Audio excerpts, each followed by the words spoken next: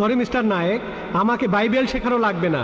আমরা আপনার ভুল ব্যাখ্যাগুলো শুনে আমাদের ওয়েবসাইটে সেটার উত্তর দেব। ভালো কথা। যিশুকে বিশ্বাস করা বলতে কি বোঝাচ্ছেন? নবী হিসাবে বিশ্বাস করা? যিশুর এই কথাটা বিশ্বাস করি, আমি সত্য আর জীবনের একমাত্র পথ। এ কথার মানে কি? এর মানে যীশু খ্রিস্ট হলেন ঈশ্বর। ভাই এবারে বাইবেলের উদ্ধৃতি দিলেন। জনে আছে এই কথাটা। আমি আপনাকে রেফারেন্সটা বলছি, রেফারেন্সটা আমি বলছি, সমস্যা নেই। রেফারেন্সটা কি? জনের 14 নম্বর অধ্যায়। আপনিই বললেন। অনুচ্ছেদ? আমাকে বাইবেল দেখে বলতে হবে।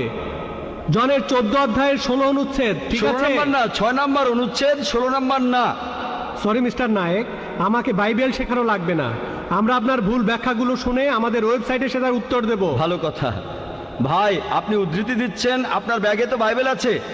গোটা বাইবেলের মধ্যে পরিষ্কারভাবে বলা এমন একটা কথাও নেই যেখানে যিশু বা ঈসা আলাইহিস সালাম নিজে বলেছেন আমি